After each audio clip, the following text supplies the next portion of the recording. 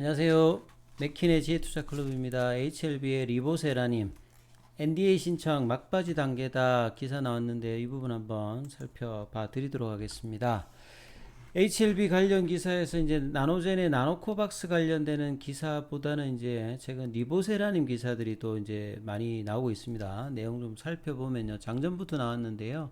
자, HLB의 리보세라님 위암 관련해서 미국 NDA 신청 관련되는 부분 막바지다 이런 내용들이 있습니다. 막바지 단계에 접어들었다.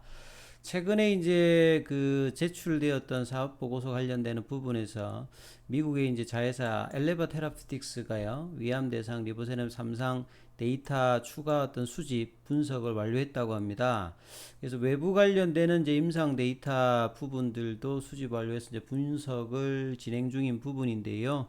자, 내용을 조금 더 꼼꼼하게 따져보면 2019년도 이제 3상 관련되는 부분들 발표를 앞두고 이제 그해 10월 달에 삼성 데이터를 이제 확정해 가지고 NDA하고 FDA하고 이제 프리 NDA 진행을 했지요. 그래서 이제 사전 미팅에서 사실 이제 그 임상 프로토콜 상에서 이 암 같은 경우에는 항암제에서는 1차 프라이머리 엔드 포인트가 이제 OS를 다루는 게 많죠. 근데 최근에 이제 FDA 분위기를 보면 뭐 PFS라든지 2차 지표가 1차로 온다든지 OS 중심의 어떤 결과에서 좀 벗어나 있는 부분들이 많이 있습니다. 그래서 이 OS 결과가 통계학적 유효성을 이제 확보하지 못했다. 이 부분들을 이제 언급하자 그 상황에서 이제 엘레바가 FDA에다 3상 데이터 추가 수집하고 분석치를 제시하겠다 이 제안했던 부분을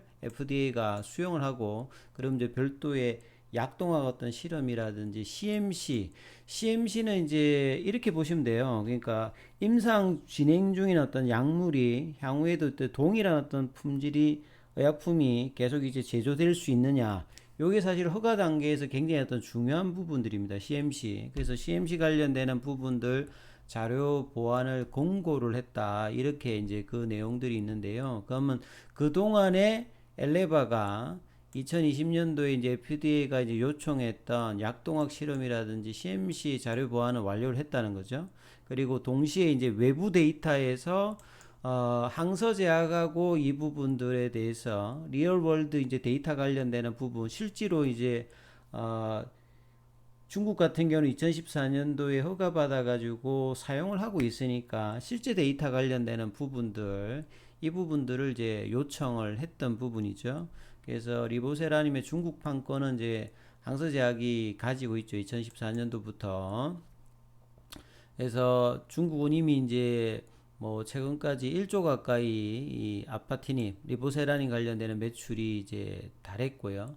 그리고 항서제약하고는 캄날리주만가의 어떤 병용요법으로 간암 2차 관련되는 부분들 중국에서는 승인을 받았고 1차 관련되는 부분들도 삼상의 이제 결과를 좀 기다리고 있는 상황이죠. 그래서 FDA가 요구했던 중국에서의 어떤 이 아파티닙, 리보세라닌 관련되는 부분 시판 이후에 환자에게 실질적으로 투약한 요걸 이제 리얼월드 데이터라고 뭐 최근에 말씀드렸죠. 안전성, 유효성의 어떤 선행 자료 및 기존 항암제와 병용임상 데이터를 종합적으로 판단해 가지고 이 NDA 품목 허가 여부를 결정하겠다. 요렇게 지금 방침을 세워서 이 부분들이 프리 NDA 과정에서 뭐 오고 갔다 이렇게 보면 되겠죠. 그래서 코로나 기간 동안에 그 항서 제약의 외부 이제 이 데이터 공유가 좀 늦었는데 작년 이제 데이터가 확보되어 있는데 이게 이제 번역 관련되는 부분에서 데이터 분석 과정에 지금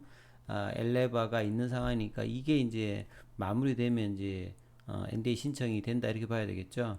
그래서 외부 임상 데이터의 분석 결과의 어떤 불확실성, 뭐 임상 지연의 어떤 데이터를 고려해 가지고 뭐 HLB 같은 경우에는 뭐 이 부분에서 이제 손상 처리 뭐 관련되는 부분들도 있습니다. 그래서 추가 반영하는 부분들은 만약에 이제 안 되게 된다면 추가로 한 385억 정도도 했다.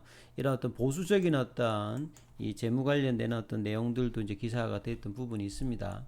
또 다른 이제 기사를 보게 되면 리보세라닌 관련되는 부분에서는 이제 뭐 위암 말고도 이 간암 관련되는 부분에서 학술지죠. 이 VMC 이제 이 캔서 여기 들어가서 이제 논문을 확인해 보면 최근에 이제 하악 색전술 있잖아요. 하악 색전술은 보통 이제 간암 같은 데 보면 그 이 암에 이제 연결돼 있는 동맥에다가 이제 항암제를 주입해 가지고 이 간 쪽으로 가는 이제 동맥 관련되는 부분을 막는 부분을 이제 색전술이라고 하거든요. 여기에다가 이제 리보세라님을 병용해서 이제 월등한 치료 효과를 봤다. 그래서 이제 색전술을 3회 이상 진행한 자 대상으로 리보세라님하고 캄넬리주맘을 해보니까 OS 관련되는 부분이 22개월, PFS가 15.7개월, 이 OR 관련되는 부분이 58.8%, DCR이 81.2% 보여가지고요. 그래서 이제 좀 데이터가 좋게 나왔죠. 그 부작용 관련되는 부분들도 관리 가능한 수준이고, 그리고 이제 AACR에서도 최근에 이제 뭐 간암 임상 결과 리보세라님의 어떤 효과 관련되는 부분들이 간암 일상에서 좀 괜찮았던 부분들. 그래서 올해 같은 경우에는 NDA 신청이 최소 3개 중에서 2개는 된다 이런 어떤 내용들을 기사를 최근에 이제 계속 보여주고 있죠. 그래서 뭐 또 다른 기사에도 금방 말씀드렸던 색전술과의 어떤 병용 관련되는 부분들 이런 어떤 내용들이 이제 동일하게 오늘 기사가 여러 매체를 통해서 나왔습니다. 그리고 오후에 나왔던 이제 기사를 보면 최근에 이제 올해 그 이제 합류를 하게 된 FDA 출신으로 HLB에 합류했던 이 정세호 미국 이제 법인 대표 이제 인터뷰 내용이 이제 기사에 오후에 좀 나왔던 부분이 있습니다. 그래서 제약업계에 이분이 있으면서 리보세라닌 관련되는 부분 이게 뭐 2014년부터 중국에서는 이미 뭐 시판되어 가지고 누적 매출이 1조도 달성하고 효과가 있으니까 상당히 뭐 가능성을 높게 평가해 왔다고 합니다. 그래서 올해 결론적으로 보면 최소한 2개 적응증 관련해서 NDA를 이끌어내겠다. 이게 이분의 이제 가장 큰 목표고 그래서 이제 합류를 하고 뭐 이렇게 HLB 쪽으로 합류했다 이렇게 봐야 되겠죠. 그래서 멜경제하고 이제 인터뷰에서 이제 이 부분들을 이렇게 이야기를 했고 사실 엘레바 관련되는 부분들이 리보세라의 어떤 글로벌 판권을 가지고 있고 모든 임상 시험을 이제 주관하고 있는 부분이겠죠. 그래서 리보세라님은 앞서 말씀드렸지만 중국에서는 7년간 1조 이상의 매출을 거두었던 표적항암제로서 케미칼 의약품 형태로 진행되는 항암제입니다. 보통 이제 뭐 아바스틴이라든지 이런 표적항암제는 대부분 이제 항체 치료제 형태로 간다고 하면 케미칼이니까 일단 가격이 싸다. 그래서 인디케이션 확장이 늘어나는 것이 리보세라의 가장 큰 장점인데요. 자, 최근 2년 동안의 허위 공시 논란으로 좀 여러 어려움이 있었는데 이 부분들이 최근 이제 뭐 무혐의로 마무리가 되었고요. 올해는 아무튼 FDA, NDA를 위해서 총력을 한다. 그래서 이제 엘레바 대표로 선임이 되었던 부분에 대해서 그런 어떤 십을 가지고 있는 것 같고요. 이분 같은 경우에는 이미 이제 엘라엘람에서 이제 NDA 4년 반 동안 최종 승인까지 이끌어내던 이제 과거 이제 뭐 트랙 레코드도 가지고 있고요. FDA 내에서도 이제 NDA 심사 업무를 직접 맡기도 했던 부분이니까 상당히 이제 뭐 인적 자원으로서는 괜찮다고 봐야 되겠죠.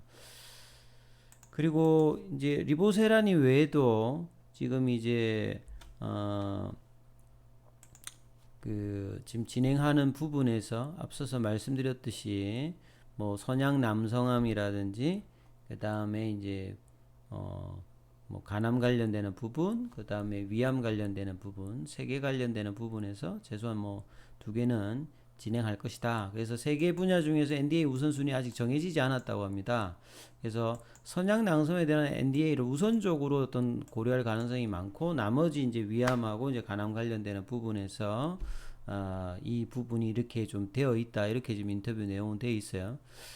그래서 이 OS 관련되는 부분들이 최근에 이제 PFS 관련되는 부분으로 충분히 반영해 가지고 지금 NDA 하는 부분들 FA에 대해서도 많이 좀 이야기를 하고 있는 상황이니까 전략적인 결과를 조금 이제 봐야 되겠죠. 그래서 선양 남성암 같은 경우에는 뭐 지금 표준 치료제가 없는 상태니까 희귀의약품으로 지정되어 있는 상태니까 연내 이제 임상 종료되면 빠르게 이제 뭐 진행될 가능성이 있는 상태, 이렇게 이해를 하시면 될 것 같고요. 그래서 이런 어떤 모멘텀의 어떤 기대감이 상당히 뭐 중요한 어떤 부분이라 이렇게 봐야 될 것 같고요. 자, 나노젠의 나노코박스 관련해서 이제 하나 좀 보여드릴 거는 지금 4월 달 2일 내에 좀 업데이트 되었던 그 WHO의 그 백신 후보 관해서 지금 이제 긴급 사용 승인 에버리케이션 프로세스 관련되는 부분 변화가 있는지 업데이트된 내용을 한번 살펴봐 드리면, 저번에 나왔던 부분하고 지금 뭐 크게 차이는 없어요. 예, 보시면 나노젠 관련되는 부분에서 보시게 되면 계속 이제 EOI 관련된 언더 리뷰에서 변함이 좀 없는 상태다, 이렇게 보시면 되겠고요. 자, 4월 달에 베트남에서도 좀 좋은 소식이 좀 빨리 나오기를 좀 기대를 해보고요. 오늘 차트 상으로 보면 오늘 시장의 어떤 분위기, CPI 관련되는 우려가 나왔습니다만 국내 증시에서는 오히려 좀 반등이 최근에 좀 부진해서 좀 나왔다. 그래서 좀 거래량도 조금 어제보다는 많이 나오면서 수급상에서도 외국인들 기관들이 매수를 좀 했고, 개인들은 좀 매도를 했죠. 공매도 관련되는 부분들은 조금 이제 줄었습니다. 최근에 좀 굉장히 높았다가 오늘 좀 줄었고요. 한 자릿수로 좀 내려왔고, 시간에도 한 50원 정도 올랐죠. 그래서 이제 3만 원대 다시 이제 가격, 라운드 넘버 가격을 해보겠는데요. 이렇게 다중 바닥이 되려고 하면 사실 이제 올라가야 이제 바닥 확인하는 거죠. 계속 이제 확인만 지금 2달 넘게 하고 있는데, 그래서 이 부분들이 4월 달에 좀 이제 흐름들이 이번 주 좀 양봉이 나왔는데요. 요게 거래량이 나오면서 다시 21선 위로 올라가면서 회복하는 흐름들이 계속 좀 나왔으면 합니다. HLB 생명과학 또한 4.93, HLB 제야, 테라페틱스, 넥스트 사이언스는 큰 흐름이 나오지 않았습니다. 그러니까 나노젠에 관련되는 흐름이 나올 때는 넥스트 사이언스 중심으로 움직이고, 뭐 리보세라님이라든지 이런 어떤 메인 어떤 파이프라인이 나올 때는 HLB가 조금 이제 상승 흐름이 좀 압도하는 뭐 그런 흐름들이 계속 이제 나오고 있죠. 자, 이 부분들 감안하시면서 투자 대응 전략 삼으셔야 될 것 같습니다. 여기까지 하겠습니다.